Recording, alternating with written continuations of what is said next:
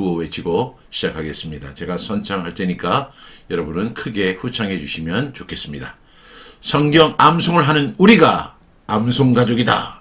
성경 암송을 하는 우리가 진짜 크리스천. 어제 우리에게 주셨던 하나님의 말씀은 시편 100편 4절 말씀입니다. 우리 세 번 선포하고 암송해 보겠습니다. 시편 100편 4절 말씀. 감사함으로 그의 문에 들어가며 찬송함으로 그의 궁정에 들어가서 그에게 감사하며 그의 이름을 송축할지어다. 시편 100편 4절 말씀. 아멘 아멘. 시편 100편 4절 말씀. 감사함으로 그의 문에 들어가며 찬송함으로 그의 궁정에 들어가서 그에게 감사하며 그의 이름을 송축할지어다. 시편 100편 4절 말씀. 아멘 아멘. 시편 100편 4절 말씀. 감사함으로 그의 문에 들어가며 찬송함으로 그의 궁정에 들어가서 그에게 감사하며 그의 이름을 송축할지어다. 시편 100편 4절 말씀. 아멘 아멘. 우리 하나님께 나아갈 때는 감사함으로 그의 문에 들어가게 되고 찬송함으로 그 성소에 들어가고 궁정에 들어가서 하나님을 대면하게 됩니다. 그래서 또 거기서 그에게 하나님께 감사하며 그의 이름을 송축할지어다. 이것이 예배의 모습이라고 말씀을 드렸습니다.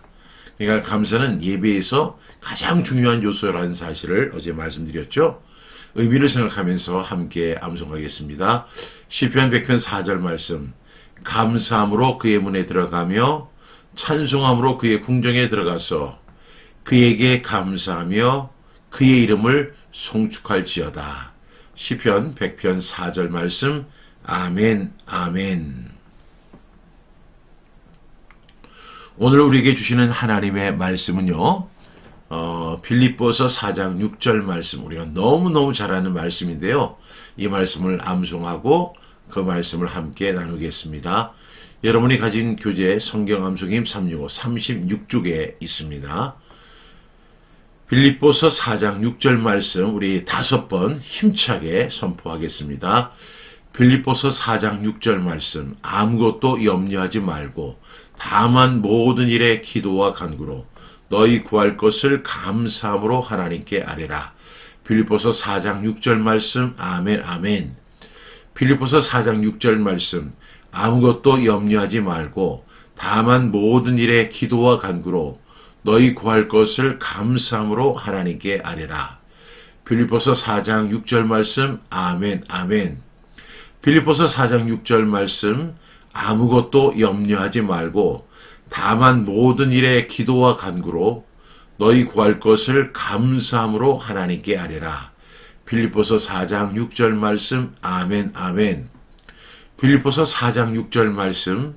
아무것도 염려하지 말고 다만 모든 일에 기도와 간구로 너희 구할 것을 감사함으로 하나님께 아뢰라. 빌립보서 4장 6절 말씀. 아멘 아멘. 한 번만 더 합니다. 빌립보서 4장 6절 말씀. 아무것도 염려하지 말고 다만 모든 일에 기도와 간구로 너희 구할 것을 감사함으로 하나님께 아뢰라. 빌립보서 4장 6절 말씀. 아멘 아멘. 빌립보서 4장 6절 말씀. 아무것도 염려하지 말고 다만 모든 일에 기도와 간구로 너희 구할 것을 하나님께 아뢰라. 감사함으로 하나님께 아뢰라. 이 말씀이죠. 누구의 말씀이죠? 물론 사도 바울이 쓴 서실이지만 이 말씀은 하나님의 말씀입니다. 그래서 정경에 포함이 된 것이죠. 즉 하나님의 말씀입니다. 아무것도 염려하지 말고 다만 모든 일에 기도와 간구로 그리고 너희 구할 것을 어떤 자세로? 감사함으로 하나님께 아뢰라. 빌립보서 4장 6절 말씀입니다. 이 말씀을 우리 반복적 분수법으로 한번 해보겠습니다. 빌립보서 4장 6절 말씀. 첫 번째 단락이 뭐죠? 아무것도 염려하지 말고. 아무것도 염려하지 말고. 보이시나요? 여기서 키포인트는 염려하지 말고입니다. 시작. 5번. 아무것도 염려하지 말고. 아무것도 염려하지 말고, 아무것도 염려하지 말고, 아무것도 염려하지 말고, 아무것도 염려하지 말고, 한 번만 더, 아무것도 염려하지 말고. 저는 이렇게 말씀드리고 싶어요. 아무것도 염려하지 마세요. 왜요? 두 번째 단락입니다. 다만 모든 일에 기도와 간구로, 다만 모든 일에 기도와 간구로, 다만 모든 일에 기도와 간구로, 기도와 간구로, 다만 모든 일에 기도와 간구로, 다만 모든 일에 기도와 간구로, 다만 모든 일에 기도와 간구로, 다만 모든 일에 기도와 간구로. 한 번만 더. 다만 모든 일에 기도와 간구로. 세 번째 단락입니다. 너희 구할 것을 너희 구할 것을, 너희 구할 것을, 너희 구할 것을, 너희 구할 것을, 너희 구할 것을, 너희 구할 것을, 너희 구할 것을, 너희 구할 것을. 네 번째 단락입니다. 감사함으로 하나님께 아뢰라. 감사함으로 하나님께 아뢰라. 감사함으로 하나님께 아뢰라. 감사함으로 하나님께 아뢰라. 어디에? 빌립보서 4장 6절 말씀. 아멘, 아멘. 우리 처음부터 끝까지 합니다. 빌립보서 4장 6절 말씀. 아무것도 염려하지 말고 다만 모든 일에 기도와 간구로 너희 구할 것을 감사함으로 하나님께 아뢰라. 빌립보서 4장 6절 말씀. 아멘, 아멘. 눈을 감고 빌립보서 4장 6절 말씀. 아무것도 염려하지 말고 다만 모든 일에 기도와 간구로 너희 구할 것을 감사함으로 하나님께 아뢰라. 빌립보서 4장 6절 말씀. 아멘, 아멘. 이 말씀을 모르는 크리스천들은 없을 거라고 생각합니다. 너무너무 유명한 말씀이고 우리가 기도할 때든지 성경 공부를 할 때든지 설교를 들을 때마다지 이 말씀은 너무 쉽게 접하는 귀한 말씀입니다. 말씀의 내용이 뭐예요? 아무것도 염려하지 말아라. 여러분, 사람마다 각각의 트레이드 마크가 있습니다. 그런데 우리 공통의 트레이드 마크가 있는데 그게 뭔지 아세요? 사람마다 각각의 트레이드 마크가 있는데 모든 사람의 공통 트레이드 마크, 그게 뭐냐면 염려라고 합니다. 더 나은 것은 우리 모두는요, 염려 전문가입니다. 우리는 한 번도 염려를 배운 적이 없어요. 그런데 염려를 기가 막히게 잘합니다. 무엇을 먹을까? 무엇을 마실까? 무엇을 입을까?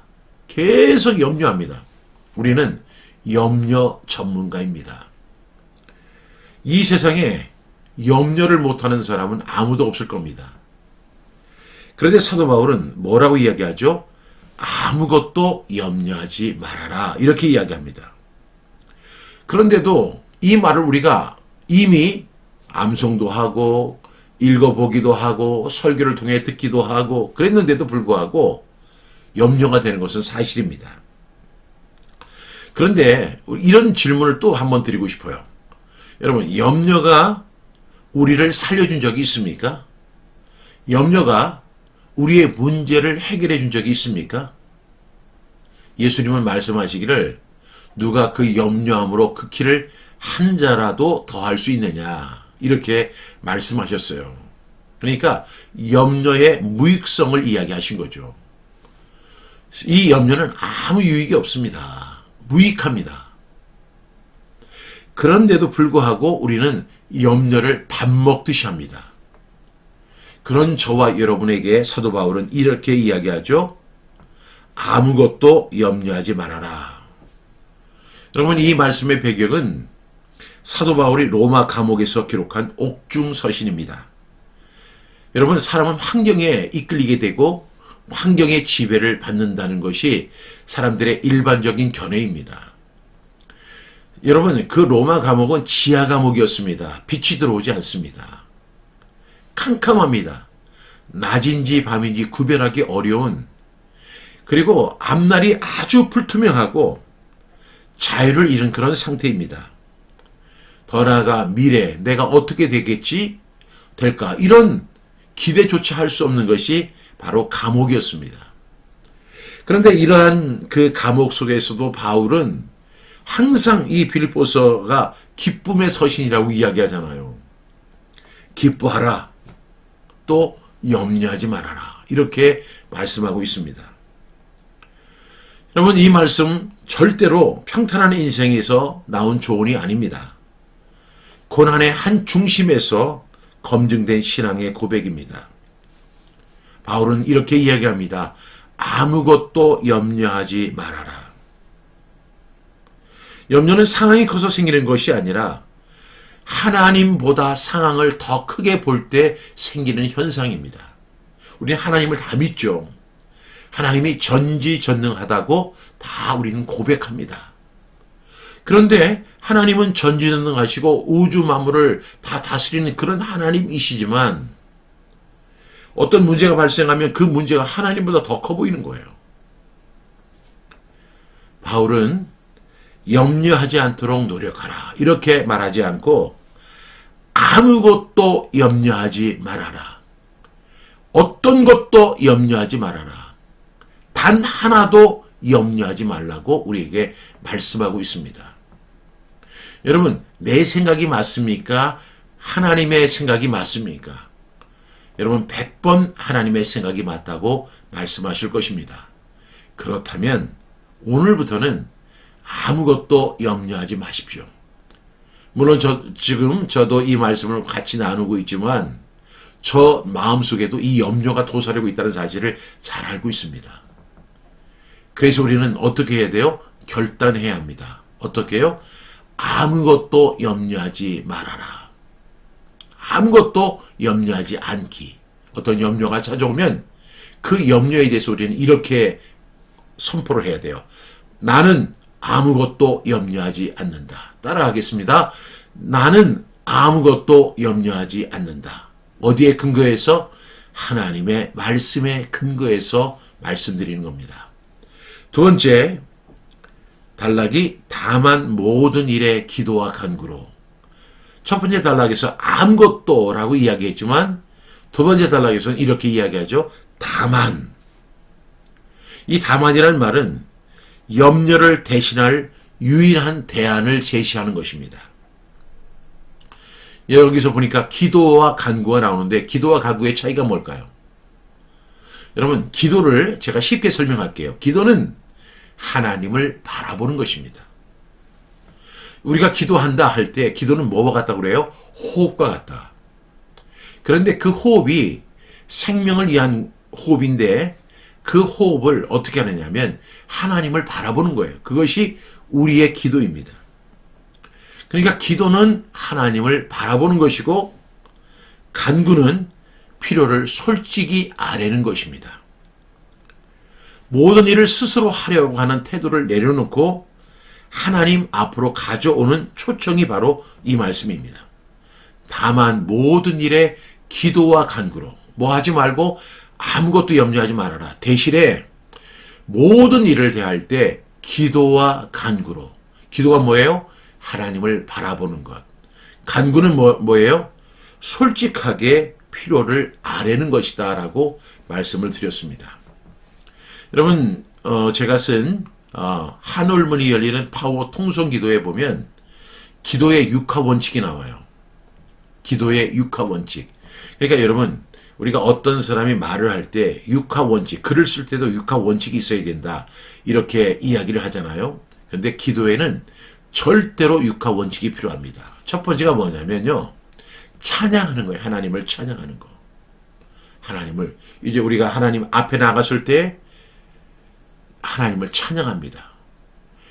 찬양하는 중에 우리는 우리 자신을 돌아보게 되죠. 그리고 죄의 고백을 합니다. 이것을 어떤 사람은 회개라고 이야기하는데 저는 회개라고 표현하지 않고 죄의 고백, 죄의 자백, 참회의 기도 뭐 이렇게 설명할 수 있습니다. 죄를 고백합니다. 요한일서 1장 9절에 보면 우리가 우리 죄를 자백하면 저는 미쁘시고 의로우사 우리 죄를 사하시며 모든 불의에서 우리를 깨끗하게 하실 것이다 라고 말씀합니다. 우리가 기도할 때 제일 먼저 하나님을 찬양해야 되고 그 다음 단계에 죄를 고백해야 합니다. 그리고 세 번째가 또 감사입니다. 하나님께서 내 죄를 깨끗하게 해주시고 사해 주시고 은총을 베풀어 주신 것에 대한 감사. 그리고 네 번째가 중보 기도합니다. 다섯 번째가 뭔지 아세요? 간구하는 거예요. 그리고 여섯 번째는 여러분들이 잘 듣지 못했던 건데 듣는 기도를 하는 거죠. 여러분 한번 생각해 보세요. 어떤 환자가 병원을 찾아갔습니다. 그리고 이제 예약을 하고 의사 선생님을 만나게 됐어요. 근데 의사 선생님이 이렇게 말씀하시는 거예요. 어디가 아파서 오셨어요? 그래서 그러니까 제 속이 아파서 왔습니다. 그래요? 언제부터 아프셨습니까? 그러니까 예, 한 3개월 전부터 아팠습니다. 언제 아프세요? 하니까 뭐 새벽에도 아프고요, 낮에도 아프고요, 밤에도 아파요. 아 그래요? 그럼 가서 저기 CT를 한번 찍고 오세요 하고 CT를 찍으라고 했어요. 그랬더니 이 사람이 가서 CT를 찍었어요. 그리고 이제 결과를 보게 됐어요. 이제 선생님이 들어오라고 합니다. 그랬더니 이 사람이 딱 들어오더니 그 의사 선생님한테 인사만 꾹뻑 하더니 나가버리는 거예요. 여러분 이게 정말 심각한 문제죠. 제가 성경 암송을 할 때도 항상 뭘 하라고 했어요? 생각을 하라. 묵상을 하라. 우리는 찬양은 내가 하는 거예요. 죄의 고백도 내가 하는 겁니다. 감사도 내가 하는 겁니다. 중보기도도 내가 하는 겁니다. 간구도 내가 하는 겁니다. 간구가 뭐라고 했어요? 우리의 필요를 솔직하게 아뢰는 거죠. 그러면 하나님께서 말씀하실 거 아니에요. 그러면 하나님의 음성을 들어야 합니다. 하나님의 말씀을 들어야죠. 그런데 그 환자는 의사의 그 이야기를 듣지 않고 인사를 하고 그냥 나가버립니다. 마치 우리가 기도하고 하나님의 음성을 듣지 않으려고 하는 것과 똑같습니다. 하나님 앞에 열심히 다 이야기하고 다 설명하고 그렇게 하고 나서 이제 하나님이 말씀하려고 하니까 그냥 문을 탁 닫고 나가버리는 거예요. 여러분 듣는 기도가 필요합니다. 말씀을 읽고도 생각을 하고 묵상을 해야 되는데 우리가 하나님 앞에 기도드렸다면 반드시 듣는 기도를 해야 합니다. 듣는 기도하면요 하나님께서 우리 마음속에 말씀하세요. 그 음성을 들어야 돼요. 처음에는 잘 안 들려요. 근데 시간이 지나면서 그 내가 기도했던 모든 것들 그리고 제2의 고백, 감사, 중보했던 거, 간구했던 거 그리고 그 듣는 기도를 통해서 여러분 듣는 기도를 통해서 하나님의 음성을 듣게 됩니다. 하나님의 음성을 듣는 기도가 바로 듣는 기도입니다. 이렇게 기도의 육하 원칙이 있어요. 제가 이 기도를 간단하게 설명하면 기도는 뭐라고 했죠? 하나님을 바라보는 것이고 간구는 뭐라고 했죠? 필요를 솔직하게 아뢰는 것이다. 여러분 이 책을 참조하셔서 기도에 대한 확실한 그 스트럭처를 갖는 저와 여러분 되기를 바랍니다. 계속해서